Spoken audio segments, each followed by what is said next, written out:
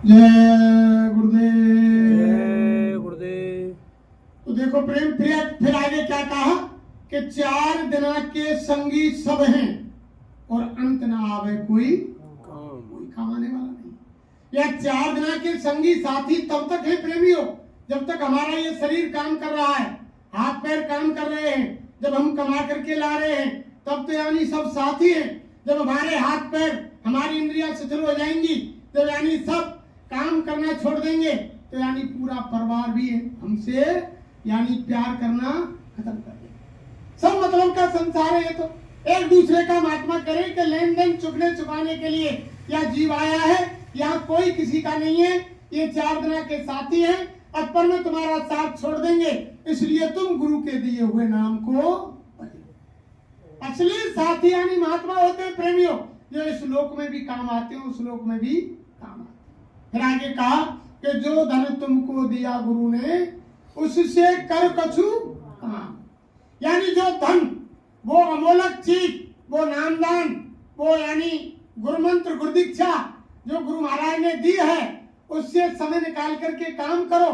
जब उससे काम करोगे तुम यानी ये फिर उसको काम में लेंगे। और जब तुम 24 घंटे भजन करेंगे यानी समय निकाल करके 24 घंटे में 1-2 घंटा समय निकाल के जब तुम भजन करेंगे तो वही भजन तुम्हारे साथ में जाएगा, कोई दूसरी चीज तुम्हारे साथ जाने वाली नहीं है। यही भजन तुम्हारे संग चलेगा और पावेगो आराम। मन तू भजो गुरु का, यही भजन साथ जाएगा। और स्वामी महाराज कह रहे हैं कि जो खराब समय आ रहा है भविष्य में, जब यानी वो तृतीय विश्व युद्ध होगा और जब चारों तरफ से बम छोड़े जाएंगे, उस समय जब हालत खराब होगी, अन्न का दाना नहीं मिलेगा, जहरीली गैस छोड़ी जाएंगी और इंसान यानी खड़े खड़े दम तोड़ देंगे। स्वामी महाराज बोले कि ऐसे ऐसे भूकंप आएंगे, भूचाल धरती पर आएंगे, यानी 20-20 मंजिली बिल्डिंग है और यानी गेंद की तरह 2-2 से फीट उछल जाएंगी। तब उस समय तुम्हारा यानी कोई संसार का साथी नहीं, केवल गुरु महाराज। दूसरा जो तुमने भजन किया, जो गुरु का दिया हुआ नाम है, उसका तुमने याद किया, स्मरण किया, ध्यान किया, भजन किया, वही तुम्हारा साथ देगा और वही ढाल तलवार का काम करेगा। कोई दूसरी चीज तुम्हारे काम आने वाली नहीं। ये सारी चीज समझा कर स्वामी महाराज कह रहे हैं, यानी यही काम आएगा। इसलिए हमें समय निकाल के प्रेमियों, स्वामी महाराज यही तो कह रहे हैं कि समय निकाल करके यानी हमें भजन करना चाहिए। असली चीज गुरु महाराज इसीलिए आए हैं। और स्वामी महाराज ने ये तो पक्का वादा किया कि बच्चे स्वामी महाराज ने कहा कि जब तक मेरा पकड़ा हुआ एक भी जीव धरती पर रहेगा तब तक मैं यहाँ रहूंगा। और जब तक वो मेरे यानी निज धाम अपने सच्चे घर नहीं पहुंच जाएगा तब तक मैं यहाँ से जाने वाला नहीं हूं। जब मेरे सारे जीव अपने घर सत्यलोक पहुंच जाएंगे तब मैं पीछे से जाऊंगा। स्वामी महाराज ने वादा किया, जब मैं पीछे से जाऊंगा हर जीव को लेकर के, वो तो वादा करके आए हैं। तो इसलिए प्रेमियों, उन्होंने कहा कि दया मेहर सतगुरु की लेकर और चलो त्रिकुटी धाम। यानी बिना गुरु की दया मेहर के आप यानी वहां नहीं जा सकते। तभी जाएंगे जब इनकी, उसमें बताया ना प्रार्थना में कि गुरु का ध्यान कर प्यारे, बिना इसके नहीं चुके। बिना गुरु के ध्यान के आज तक कोई भी जीव धरती पर पार नहीं हुआ। कोई कितना भी शक्ति हो जाए, जो रामायण में गोसाई महाराज ने लिखा है कि गुरु बिन भवने तरह न कोई और जो वृंश शंकर सम होय। यानी बिना गुरु के मुक्ति नहीं है। चाहे ऑटोमेटिक उसके तपोबल से और यानी उसकी साधना से इतनी शक्ति आ जाए इंसान के अंदर कि आंख का पलक घूमे, इतनी देर में सारी सृष्टि की रचना कर दे और इतनी देर में सारी सृष्टि का संहार करते ब्रह्मा और यानी शंकर की तरह उसमें ताकत ऑटोमेटिक हो जाए, फिर भी उसकी बिना गुरु के मुक्ति नहीं। गुरु के बिना वो पार जाने वाला अटक जाएगा। इसलिए कह रहे हैं कि दया मेहर सतगुरु से लेकर चलो त्रिकुटी और मन तू भजो गुरु का। काल कर्म के बंधन छूटे और मिले पुरुष सतनाम। मन तू भजो गुरु का। काल कर्म के बंधन कब छूटेंगे? जब यानी हम गुरु से प्यार करेंगे। जब गुरु से प्यार नहीं करेंगे तो कैसे छूटेंगे? यानी उसमें बताया है प्रार्थना में कि मान दो बात ये मेरी, करो मत और कोई जतना, गुरु से प्रीत कर पहले बहुर घट शब्द को सुनना। यानी पहले गुरु से प्रीत करो, जब बाद में वो यानी दूसरा काम अंतर में जो घट में जो आवाज सुनाई देगी वो दूसरा काम है। वो जब होगा जब पहले गुरु से प्रीत हो जाएगी, तब वो रास्ता खोल देंगे, तभी वो काम बनेगा, ऐसे बनने वाला नहीं। सभी महात्माओं ने यही कहा कि बिना गुरु के, स्वयं महाराज खुद मन से कहते रहे बच्चा हमारे सामने कर लो और थोड़ी मेहनत हम करें और थोड़ी मेहनत आप करो, उसी में आपका काम बन जाएगा। लेकिन हम गुरु महाराज की बात को नहीं समझ पाए। स्वयं महाराज ने बार बार कहा कि बच्चा ऐसा समय आ रहा है आगे भविष्य में कि तुमको नामदान नहीं मिलेगा और तुम्हें सत्संग नहीं मिलेगा, मेरे सामने कर लो जो कुछ करना है। और वो सामने जब हमने समझा कि गुरु महाराज ने तो ये किया ही है कि हम 400 साल रहेंगे, यानी इस तरह जाने वाले तो है नहीं, शहर में होने वाले नहीं, फिर क्या बात है, लोगों ने यानी नहीं किया। मेरे तरफ लोगों के अंदर पैदा नहीं हुई। जब साईं महाराज पर्दे के पीछे हो गए, जब हमारी समझ में आया कि गुरु महाराज इस समय के लिए कहते थे कि आप मेरे सामने भजन कर लो, ध्यान कर लो, स्मरण कर लो, बाद में नहीं बनेगा। और यानी स्वयं महाराज ने सीधे बताया कि महात्मा सीधा डमरू बजाना भी जानते हैं और महात्मा उल्टा डमरू भी बजाना जानते हैं। जब महात्मा सीधा डमरू बजाते हैं तो भीड़ इकट्ठी हो जाती है, और जब वे उल्टा डमरू दिव्यानी लोग नहीं मानते हैं उनकी बात को, तो वो उल्टा डमरू बजा देते हैं, भीड़ तितर बितर हो जाती है। तो बाबा जी ने सीधा डमरू बजाया।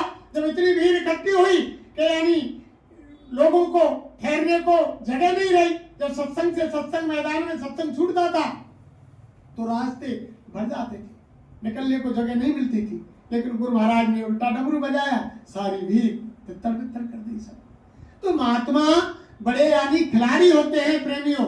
संतों की बात बात में बात और केले के पत्ते के पात पात में पात। यानी जैसे केले के पत्ते को आप ऊपर से हटा जाओ पत्ते ही निकलते चले आएंगे, ऐसे संत महापुरुषों की हर बात में बात होती है, लेकिन हम उनको समझ नहीं पाते हैं। स्वयं महाराज ने सारी चीज इशारे में कही, सब कोई भी चीज गुरु महाराज ने ऐसी नहीं रखी, कोई भी चीज पर्दा में नहीं रखी, लेकिन हम आप धोखा खा गए। और जब मालिक के वचनों को हम यानी गौर से ध्यान देंगे, उनके बताए रास्ते पर चलेंगे, तो यानी काम बनेगा। वो कभी भी यानी आपसे दूर नहीं है। आप गुरु महाराज को जहाँ याद करेंगे, जिस दिन महात्मा नामदान देते हैं उस दिन से ही सब महात्माओं ने पहले बताया कि जब महापुरुष जीव को नाम की दौलत देते हैं, उसी दिन से नामदान देने के समय से ही वो हर जीव के अंग संग हो जाते हैं, अंदर प्रवेश कर जाते हैं। गुरु महाराज उसी दिन से अंदर प्रवेश कर जाते हैं। तभी तो गुरु महाराज कह देते थे, अरे के बच्चा निकल पड़ो, तुम निकल जाओ प्रचार के लिए जय गुरुदेव बोल करके, और मैं तुमको रात में भूखा नहीं सोने दूंगा कहीं भी, और जहां तुम्हारा पैर अगर कांटे पर पड़ेगा तो बच्चा तुम्हें कांटा नहीं लगने दूंगा, कांटे के ऊपर मेरा हाथ होगा और मेरे हाथ के ऊपर तुम्हारा पैर होगा, लेकिन कांटा नहीं लगेगा। इतनी इतनी बात गुरु महाराज ने कही, फिर भी हम आप नहीं समझ पाए। इतना विश्वास दिलाया, और हर काम कोई भी भाई बहन ऐसा नहीं है जिनको गुरु महाराज ने यानी कोई ना कोई वैसे संत यानी चमत्कार नहीं दिखलाते हैं, लेकिन कोई जीव उनका पकड़ा हुआ अपनाया हुआ ऐसा नहीं है जिनको गुरु महाराज ने अंतर में कोई ना कोई चमत्कार नहीं दिखलाया। हर काम को वो संग करते हैं, जहां याद करोगे हर काम में यानी संकट में मुसीबत में गुरु महाराज साथ रहते हैं, हर जगह हर काम को करते हैं, ऐसी बात नहीं। लेकिन हम तुम तो यह संसार के काल माया के देश में, यानी ये काल माया का देश है, और मन माया के फेरे में प्रेमियों बड़े बड़े ऋषि मुनि त्यागी तपसी देवी देवता यक्ष किन्नर मनुष्य सब मन के फेरे में फंसे हुए। मन और माया से कोई बाकी नहीं है प्रेमियों। बड़े बड़े देवता मन के चक्कर में आकर के, और यानी उनकी 60 बड़े बड़े ऋषि मुनि महात्मा 60,000 वर्ष की तपस्या उनकी 5 मिनट में खराब हो गई, यानी मन माया के फेरे में आकर। आपने देखा नहीं, विश्वामित्र ने 60,000 वर्ष तपस्या की, क्षत्रिय थे, लेकिन तपस्या करने के बाद वो यानी ब्रह्म ऋषि कहलाए। जब ब्रह्म ऋषि बन गए वे, जब तपस्या कर रहे थे, तो इंद्र ने देखा कि विश्वामित्र इतना तप कर रहे हैं, ब्रह्म ऋषि बन गए, अब के बाद तप अगर इन्होंने किया तो मेरे सिंहासन को, इंद्र के इंद्रासन को छीन लेंगे और मुझे गद्दी खाली करनी पड़ेगी। तो उन्होंने मेनका को, अपनी अप्सरा को संसार में, मृतलोक में भेजा। और जब वो यानी अपना सुंदर रूप लेकर के मृतलोक में आई और विश्वामित्र को यानी उसने छल लिया और यानी प्रेम प्रसंग में विश्वामित्र मेनका के में फंस गए। और फंसने के बाद शकुंतला नाम की लड़की पैदा हुई। जब बच्ची पैदा हो गई तब उनको एकदम होश हुआ विश्वामित्र को कि मैं क्या कर रहा हूं, जब उसको छोड़ करके बनी। तो यानी मन माया के फेरे में बड़े बड़े ऋषि मुनि महात्मा फंस गए, देवी देवता फंस गए।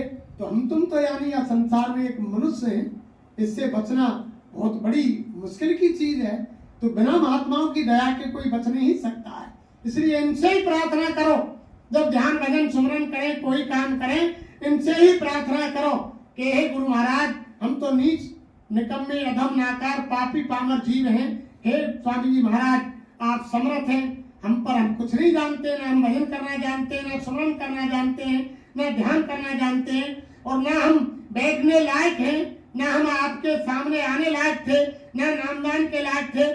आपने हम जैसे पापी पामर जीवों को यानी अपनाया, नामदान दिया, तो आप ही हमें बैठने की शक्ति दो और आप ही दया करके हमसे ध्यान भजन सुमरन करवाओ।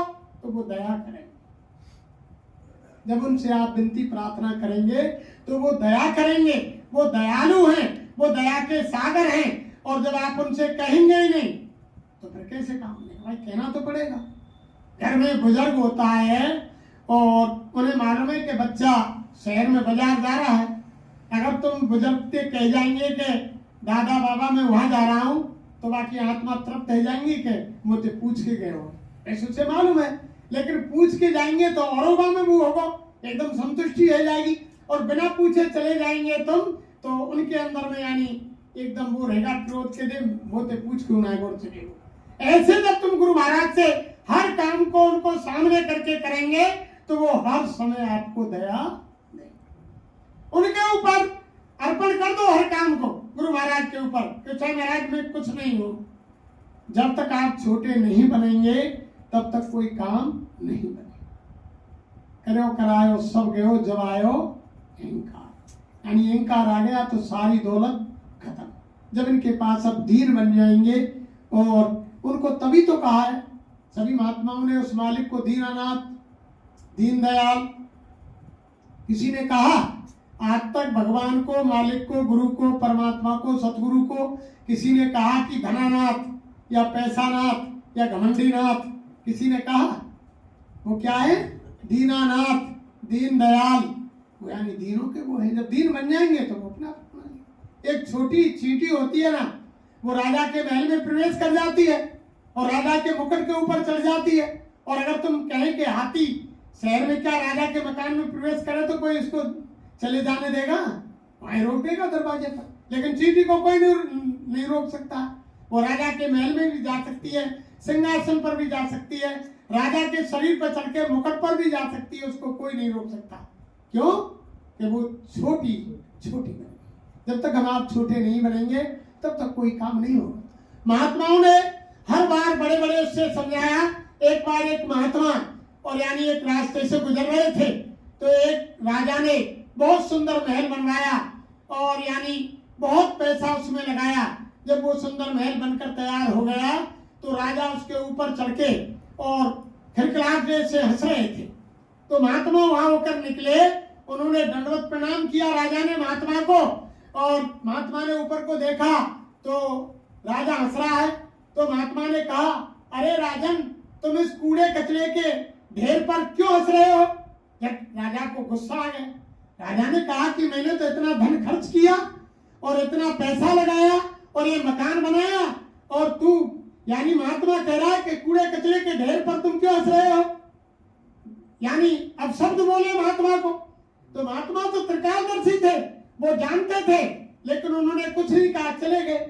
जब उधर जाने के बाद कुछ समय बीता और ऐसा भूकंप भूचाल आया, जलजला, कि कुछ दिन बाद वो सारा मकान यानी भूकंप से हिल के और जमीन में गिर गया, धराशायी हो गया, सबका यानी कूड़ा कचरा बन गया। फिर महात्मा उधर से लौटे तो राजा उसके बेड के ऊपर रो रहा था। राजा जब रो रहा था, महात्मा लौटे तो महात्मा ने कहा, अरे राजन क्यों रो रहे हो, हमने तुमको बताया नहीं, पहले हमने तुमको आगाह किया, अरे कि राजन तुम इस कूड़े कचरे के ऊपर इतने क्यों खिलखिला के हंस रहे हो, तो आपने बात को नहीं माना, हमसे बुरा भला कहा, अब ये बताओ कूड़ा कचरा है या क्या है। तो महात्मा तो पहले से ही प्रेमियों आगाह करते हैं हर चीज के लिए, लेकिन हम आप नहीं समझ पाते हैं। ये संसार कुछ नहीं है, यहाँ आकर के यानी जीव को काल माया ने फंसा दिया, और ऐसा फंसा दिया प्रेमियों, यहाँ से निकलना यानी बिल्कुल ऐसा दुश्वार हो गया कि यहाँ से आप जा ही नहीं सकते। ऐसे में लगा दिए जो कि पहला बंधन देह को, सबसे पहला बंधन तो आत्मा के ऊपर शरीर का है, पहला बंधन देह का, और दूजो त्रिया जान, और तीजो बंधन पुत्र को, तो चौथो नाती, और नाती के पुर नाती हो ताको कौन ठिकान, हाथ हवेली महल तुम्हारे कहां तक करूं बखान, और चोलर सतलर पचलर रस्सी बांध लियो जीव जहान, और मरे गोन पिंडराए छूटे जीते जी तुम सुनो ना कहां। यानी हम जीते जी तो महात्माओं की बातों को मानते नहीं है। एक जानवर को एक रस्सी से बांध दिया जाता है, गाय हो, भैंस हो, भेड़ हो, बकरी हो, गधा हो, घोड़ा हो, एक रस्सी से उसको बांध दिया जाता है, तो वह दिन भर उसी जगह पर चक्कर मारता रहता है। तो इंसान को तो ना जाने कितनी रस्सियों से काल माया ने बांध रखा है, तो बताओ ये छूटेगा? बिना गुरु की दया के निकलेगा? यहाँ से कदापि निकलने वाला नहीं, निकलेगा ही नहीं। ये सारे बंधन लगा दिए, ये सारे बंधन लगा दिए, और जब ये बंधन लगा दिए तो कैसे निकलोगे? और यहाँ से भी अगर इन बंधनों से निकल जाओगे तो आत्मा के ऊपर यानी स्थूल शरीर को भी त्याग दोगे, तो 3 शरीर और बाकी है। 4 खोल में तो जब जीवात्मा ऊपर से लाई गई, जब सर्वप्रथम ये उसमें उतारी गई, त्रिकुटी ऊपर से आई, यानी भ्रमर गुफा में आई, और फिर उसके बाद त्रिकुटी में आई, और 10वें द्वार में आई, त्रिकुटी में आई। तो त्रिकुटी में आते ही सबसे पहले इसके साथ मन लगा दिया, आत्मा के साथ, और मन के बाद यानी वहीं से पहला शरीर डाल दिया इसके ऊपर, कारण कपड़ा 5 तत्वों का बिल्कुल बारीक, शब्द स्पर्श रूप रसगंध, बिल्कुल बारीक कपड़ा। जैसे ही जीवात्मा बंद की, जैसे कोई नवजात बच्चा पैदा होता है घर में, और गर्मी का महीना होता है, तो माता बहन देवियां क्या करती है, कोई ऐसा कपड़ा लेती है सूती हल्का, जिससे बच्चा सो गया उसके ऊपर डाल दे, बच्चे को महसूस नहीं हो, और मक्खी मच्छर नहीं लगे, और हवा भी लगती रहे, तो बच्चा जगे नहीं। तो ऐसे ही उस यानी काल माया के देश में लाने के लिए काल भगवान ने ऐसा बिल्कुल बारीक शरीर, कारण शरीर ऐसा डाला, 5 तत्वों का शब्द स्पर्श रूप रस गंध। जब जीव को उसमें बंद किया उस शरीर में, तो आत्मा को महसूस नहीं हुआ कि मेरे ऊपर कोई कपड़ा पहना है, मेरे ऊपर कोई खोल डाला गया है, मैं किसी खोल में मैं बंद की गई हूं। जब कई हजार वर्ष प्रेमियों जब उस खोल को यानी सह गई जीवात्मा, इसे कोई मालूम नहीं हुई कि मैं किसी पर्दे में बंद की हूं, तब नीचे के लोक में आकर के उतारी, काल के लोक में सहदल कमल, और वहां आकर के फिर इसके ऊपर यानी 9 तत्वों का शरीर डाल दिया, शब्द स्पर्श रूप रस गंध, और मन चित्त बुद्धि और अहंकार, 4 अंतकरण और 5 गुण उनके, यानी इसके ऊपर 9 तत्वों का शरीर डाल दिया। उससे कुछ यानी भारी डाल दिया, जीवात्मा को कोई महसूस नहीं हुआ, कई हजार वर्ष वहां रखा, जीवात्मा उस शरीर को भी सह गई। उसके बाद फिर जीवात्मा यहाँ लाई गई देवलोक में, देवताओं के लोक में फिर 17 तत्व का कपड़ा डाला प्रेमियों, 5 कर्मेंद्रियां, 5 ज्ञानेंद्रियां, 3 गुण रजोगुण तमोगुण सतोगुण, और 4 अंतकरण मन चित्त बुद्धि और अहंकार, 17 तत्वों का उनसे मोटा कपड़ा जीवात्मा के ऊपर फिर पहना दिया देवलोक में।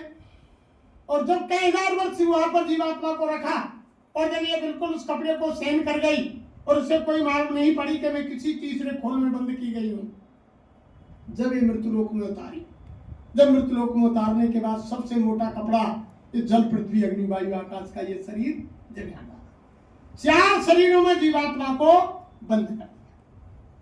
4 शरीरों में जीवात्मा बंद है, जब तक 4 शरीर नहीं छूटेंगे, जब चार शरीर ये यानी वहां खत्म हो जाएंगे जाकर के त्रिकुटी में, मन अपने स्थान पर पहुंच जाएगा।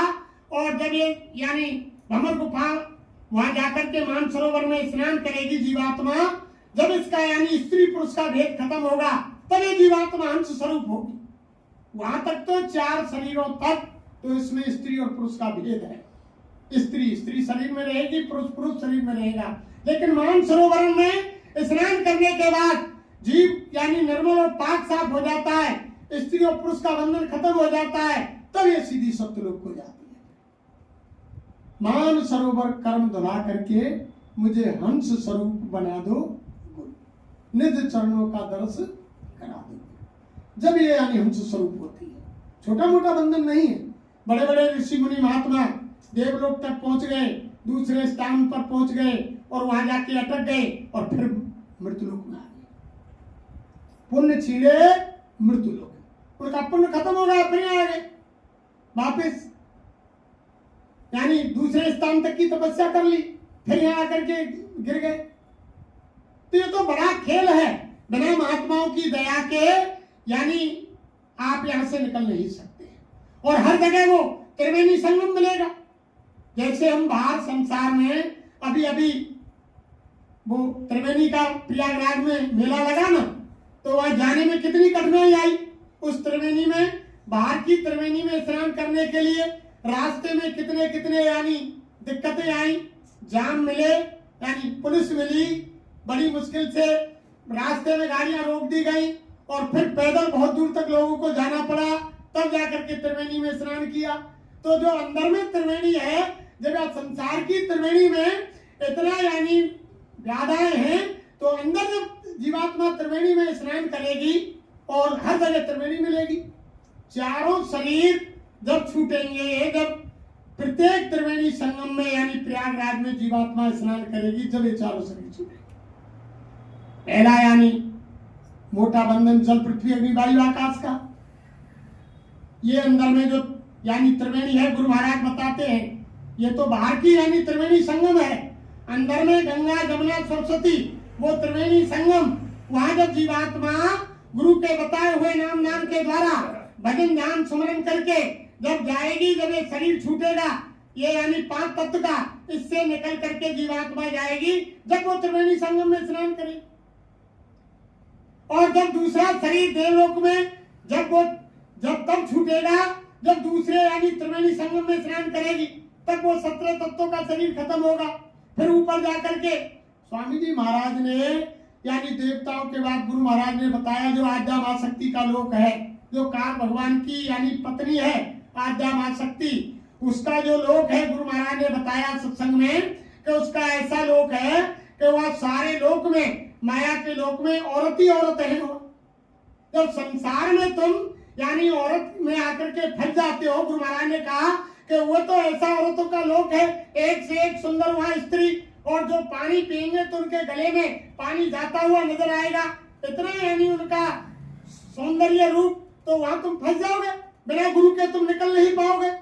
तो यानी रास्ते में इतनी कठिनाई है हर जगह पर, जो रामायण में लिखा है, केंद्रीय द्वार झरो के नाना और ते सुर बैठे कर थाना, आवत देखी विषय बिहारी और ते दे तुरंत कपट कपाट उघारी। यानी प्रत्येक जगह पर यानी वो देवता चौकी बना करके बैठे हुए हैं, इंद्रिय द्वार झरो के नाना, हर जगह पर जहाँ जहाँ यानी हम साधना करेंगे वो देवताओं की चौकी लगी हुई है और वहां पे देवता बैठे हुए हैं। जैसे हमारे मन में काम क्रोध लोभ मोह अहंकार कोई भी वृत्ति जागृत हुई, उसी दरवाजे को देवता खोल देते हैं और यानी तुम्हारी साधना को आगे से जाने से रोक देते। आमद देखी विषय बिहारी और ते दे तुरंत कपट कपाट उघारी। वो यानी कपट के उन खिड़कियों को खोल देते हैं। जब विषय बिहारी वासनाओं की जब हवा आती है, जीव नीचे गिर जाता है, फिर नहीं पहुंच पाता है। तो फिर आगे लिखा है कि रिद्ध सिद्ध प्रेरे भो भाई और बुद्धि लोभ दिखा बनाई, यानी फिर वहां से भी निकल जाओगे तुम तो रिद्धि सिद्धि आ जाएंगी, वो तुमको चारों तरफ से घेर लेंगी और वो लोग दिखाएंगी, अरे कि तुम्हें संसार को छोड़कर कहां जा रहे हो, सुंदर औरत ले लो, बच्चे ले लो, मकान ले लो, गाड़ी ले लो, घोड़ा ले लो, इतना धन ले लो, लेकिन तुम यहाँ संसार से मत जाओ। तुम्हें वो यानी लोभ दिखाएंगी और तुम लोभ में आ गए तो फिर तुम नीचे गिर पड़ो। फिर आगे कहा कि छोरन ग्रंथ जान खगराया विघ्न अनेक करे तब माया। वहां से भी निकल जाएंगे। और जब तुमने ये समझ लिया कि छोरन ग्रंथि का जो रास्ता तुमने लिया, गुरु महाराज ने जो युक्ति बताई और माया को मालूम पड़ गई कि ये संत के पास पहुंच गए और इन्होंने छोरन ग्रंथि का रास्ता ले लिया, अब यहां से निकलना चाहते हैं तो छोरन ग्रंथ जान खगराया विघ्न अनेक करे तब माया, छल बल कलते जाए समीपा और आंचल मार भुजावई दीपा। यानी कलवल छलते गुरु की दृष्टि इधर उधर होते ही अगर साधक वहां ज्योति प्रकट करेगा, कौन सी ज्योति? जो गुरु महाराज ने बताई है कि परम प्रकाश रूप दिन राती और ना चाहिए कुछ दिया ग्रंथ, वो परम ज्योति जब अंदर में प्रकट होने की तैयारी होगी तो वो माया ये नहीं चाहती कि तुम वहां से निकल जाए, वो आएगी कलवल छलते जाए समीपा और आंचल मार बुझावई दीपक। आंचल के पल्ले से उस दीपक को बुझा, वो महसूस नहीं होगा। नजर बचा करके गुरु के सामने जय गुरुदेव, गुरु के सामने तो उसकी कोई पेश नहीं जाती है, लेकिन वो कलवल छलते यानी साधक के पास जाकर के गुरु से नजर बचा करके उस दीप को बुझा देते। तुम ज्योति प्रकट कर नहीं सकते, निकल नहीं सकते। यहाँ पग पग पर माया और काल का पहना है और मन ऐसा लगा दिया है, काल का वकील है, काल का एजेंट, ये तो 24 घंटे यानी जीव को फंसाना चाहता, निकल ही नहीं सकता है।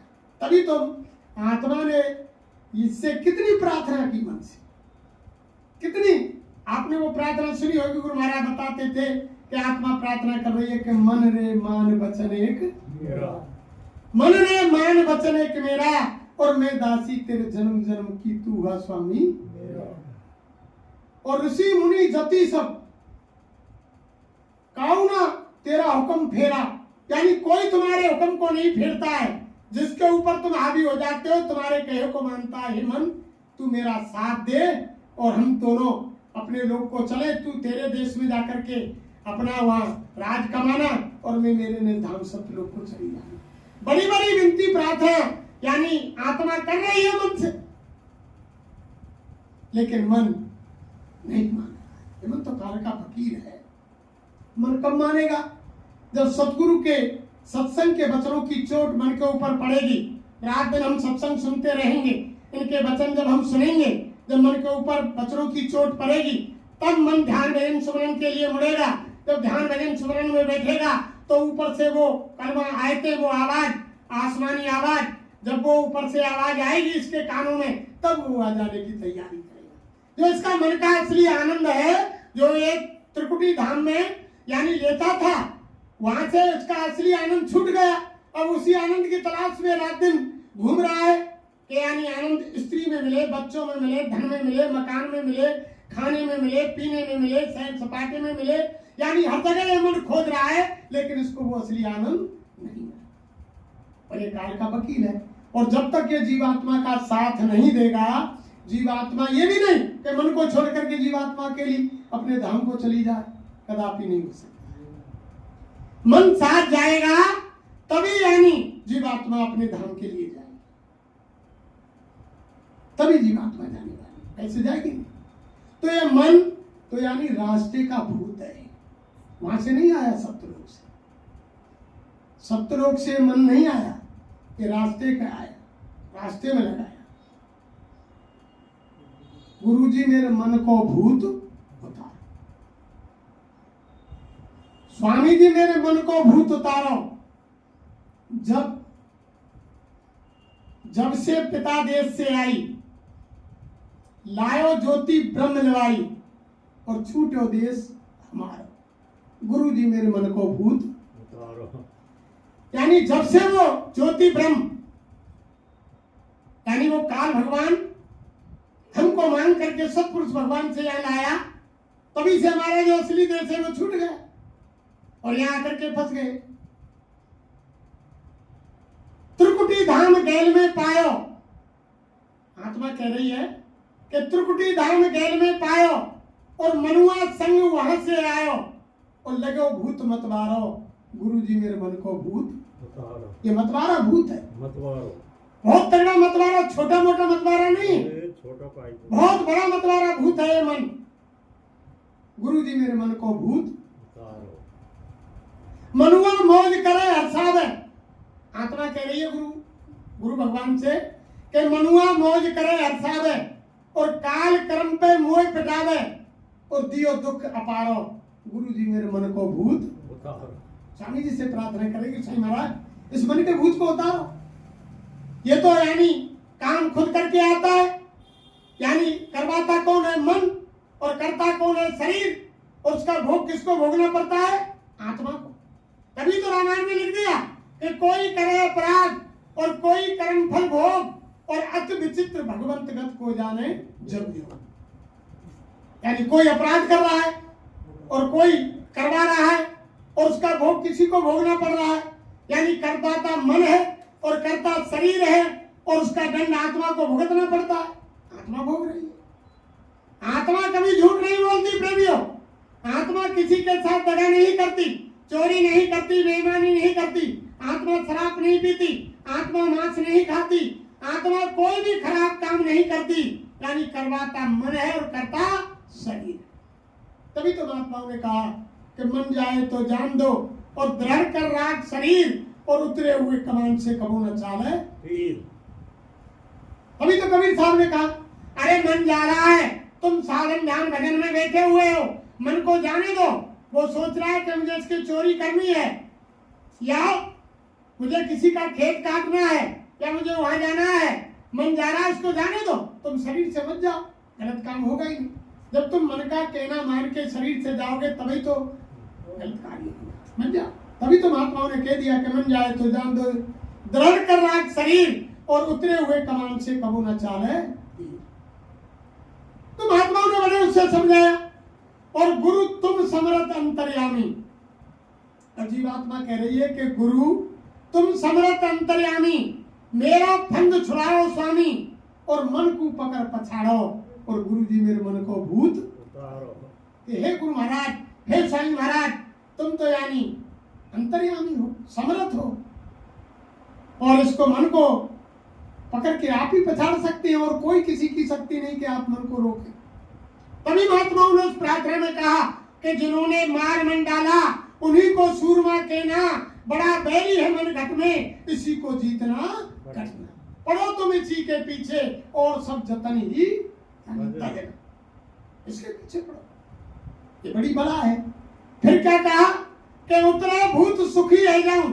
अब आत्मा कह रही है गुरु महाराज कि हे गुरु महाराज, अगर ये मन का भूत उतर गया, उतरे भूत सुखी रह जाऊं, करके भजन अपने घर जाऊं। उतरे भूत सुखी रह जाऊं और करके भजन अपने घर जाऊं, हो गए जीव सुखारो। गुरु जी मेरे मन को भूत उतारो। तब जीवात्मा सुखारी होगी प्रेम। ऐसा नहीं, ऐसे ही थोड़ी है।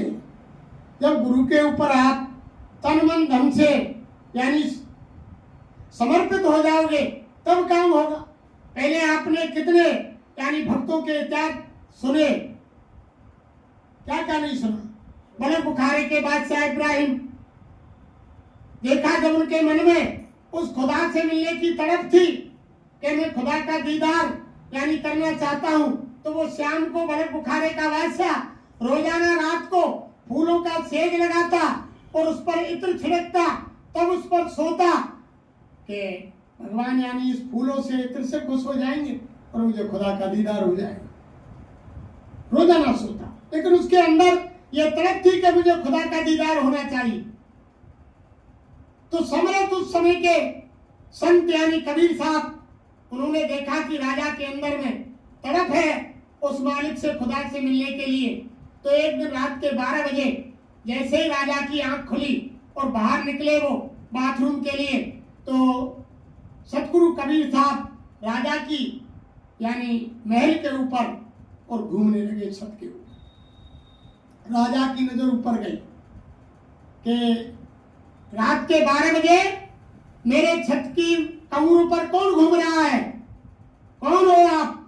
मान कि मैं एक इंसान हूं कि यहाँ क्या करने आए हो? कि मैं मेरा ऊंट खोज रहा हूं। कबीर साहब ने कहा राजा से कि मैं मेरा ऊंट खोज रहा हूं।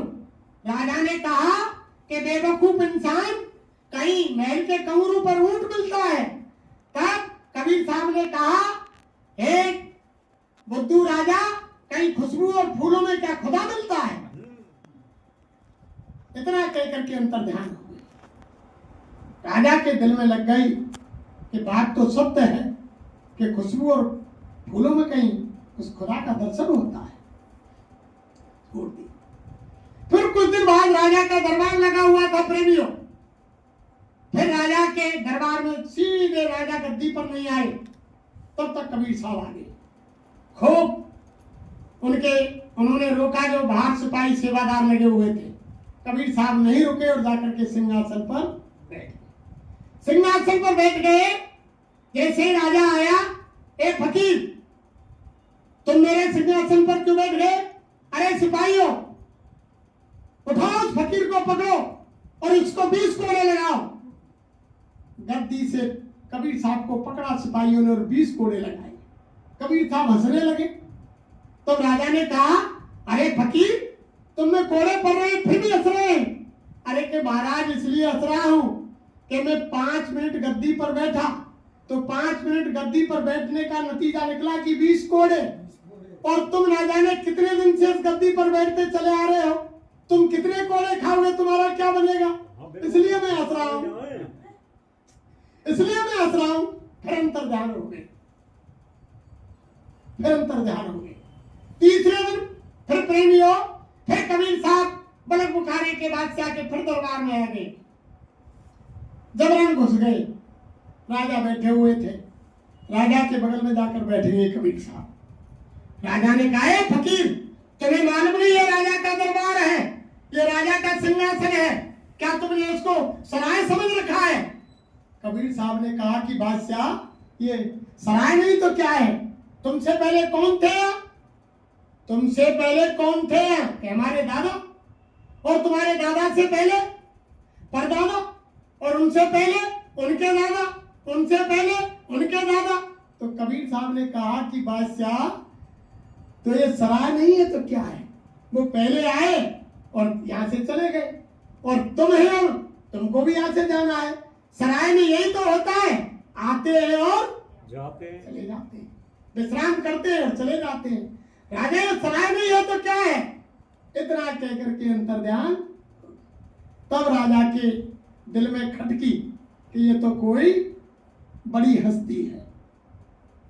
फिर उनका एक फकीर था, उनके पास जाकर के पूछे बलक बुखारे के बादशाह कि हम खुदा से मिलना चाहते हैं, हमें कोई युक्ति बताओ फकीर साहब। अरे कि मेरे पास वो युक्ति तो नहीं है, लेकिन मैं इतना जानता हूं कि तुम हिंदुस्तान में चले जाओ, काशी के अंदर, और एक फकीर वहां रहते हैं, वो तुम्हें खुदा से मिला सकते हैं। मैं इतना भेद तो जानता हूं कि फकीर वहां है, लेकिन मेरे पास इतना पावर नहीं कि मैं तुमको खुदा से मिला दूं। उसी दिन बलक बुखारे के बादशाह के दिल में लग गई। राजकाज को छोड़ दिया प्रेमियों, छोड़ करके सीधे हिंदुस्तान आए। काशी नगरी में आकर के पूछा कि यह कोई फकीर रहता है? कहा, कमरा नाम के एक फकीर रहते हैं। सीधे वहां पहुंच गए। जाकर के जैसे ही सकल आमना सामना हुआ, शकल देखी, यानी पैरों में गिर पड़े कि ये तो वही फकीर है जो मेरे यानी मकान के कमरों पर ऊंट खोज रहे थे। मेरे दरबार में इनको जब गद्दी पर बैठ गए, कोड़े मारे गए, और ये कह रहे थे सराय नहीं है तो क्या है, यही फकीर थे, पैरों में गिर गए। जब कबीर साहब ने कहा, अरे बादशाह, रोते क्यों हो, अब तो तुमको बुला तो लिया। कबीर साहब ने कहा, है बादशाह, रोते क्यों हो, तुमको बुला तो लिया, चलो सेवा करो। अब बादशाह वहां सेवा करने लगे, यानी लंगर बनाते, भंडारा बनाते, जूतियां साफ करते, झाड़ू लगाते, पानी लाते। बहुत समय हो गया। जब समय हो गया तो माता लोई ने कबीर साहब से कहा कि हजूर है मालिक, अब तो ये बादशाह बिल्कुल दीन हो गए, बड़ी सेवा करते हैं, अब इनको नाम की दौलत दे दीजिए, बख्शीश कर दीजिए। तब माता लोई से साहिब कबीर ने कहा कि लोई, अभी तुम नहीं जानती, इनके अंदर बादशाह बैठा हुआ है, तुम जाओ आज इनकी परीक्षा लेना, तुम्हारी अटारी पर ऊपर चढ़ जाना, कुछ कूड़ा कचरा इकट्ठा करके जब ये निकले तो इनके ऊपर डाल देना और छुप जाना दीवार की आड़ में, और तब तुम इनकी बात को सुनना कि नामदान के लायक है या नहीं है। माता लोई ने यही किया, अटारी पर ऊपर चढ़ गई, कुछ कूड़ा कचरा इकट्ठा किया, और जैसे ही बलक बुखारी के बादशाह निकले उनके ऊपर डाल दिया। ऊपर को नजर की, कोई दिखाई नहीं दिया। कहा कोई बात नहीं, आज अगर मैं बलक बुखारी के अंदर होता, कौन है मेरे ऊपर कचरा डालने वाला, तुम्हारे हाथ कटवा देता। तब माता लोई आश्रम गई। तब कबीर साहब ने पूछा कि सुना, क्या कहा तुमने, कुछ सुना? कि हाँ महाराज सुना। उनके अंदर तो अभी बादशाह बैठा हुआ है, वो तुम्हें कह रहा है कि चलो ये दूसरी जगह है, काशी नगरी है, अगर मैं बलक बुखारे में बैठा होता, ऐसे मेरे ऊपर कोई कचरा डाल देता तो उसके हाथ कटवा देता। तो कबीर ने कहा कि लोई, अभी इसके अंदर राजा बैठा हुआ, इसका इनकार नहीं गया, अभी ये नामदान के लायक। फिर बलक बुखारी के बाद साथ सेवा करने लगे। फिर बहुत समय बीत गया। तब स्वयं कबीर साहब ने कहा माता लोई से कि लोई, अब ये बादशाह नामदान के लायक हो गया। तब माता लोई ने कहा कि महाराज पहले भी ऐसा ही था और अब भी ऐसा ही है, मुझे तो कोई फर्क दिखाई नहीं दे रहा है। तब कबीर साहब ने कहा तुम जाओ, तुम्हारी अटारी पर पहले तुमने कूड़ा कचरा लिया, अब इंसान का मन लेना और कुछ कूड़ा लेना, और जब ये निकले तुम्हारे वहां से तो इसके ऊपर डाल देना, तब इसकी बात को सुनना। ऐसा ही माता लोई ने किया। जब बलक बुखारी के बादशाह वहां होकर निकले, ऊपर से कूड़ा कचरा इंसान का मल डाला, तो बादशाह कहने लगा वाह खुदा, हे मालिक, ये इस यानी मल को लिए तो मैं रात दिन मेरे पेट के अंदर इधर उधर घूमता हूँ। मालिक तूने बहुत अच्छा किया है, मेरे ऊपर भी बल डलवा दिया। बिल्कुल दीनहीन हालत में जब यानी बादशाह ने कहा, माता लोई ने सुना, तब माता लोई आश्रम गई।